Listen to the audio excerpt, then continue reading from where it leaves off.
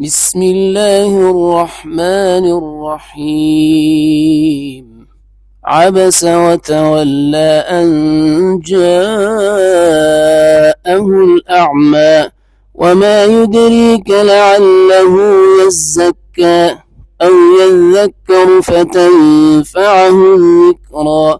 أما من استغنى فأنت له تصدى وما عليك ألا يزكى وأما من جاءك يسعى وهو يخشى فأنت عنه تلهى كلا إنها تذكرة فمن شاء ذكره في صحف مكرمة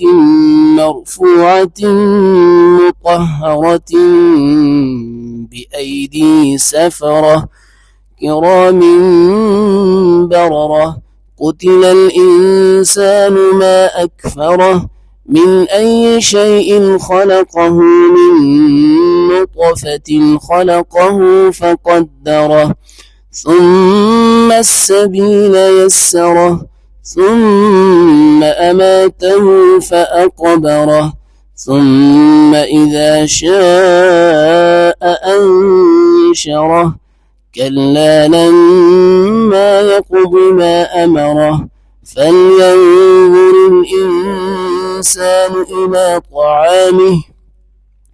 أنا صببنا الماء صبا ثم شققنا الأرض شقا فأنبتنا فيها حبا وعنبا وقضبا وزيتونا ونخلا وحدائق غلبا وفاكهة وأبا متاعا لكم ولأنعامكم فإذا جاءت الصاخة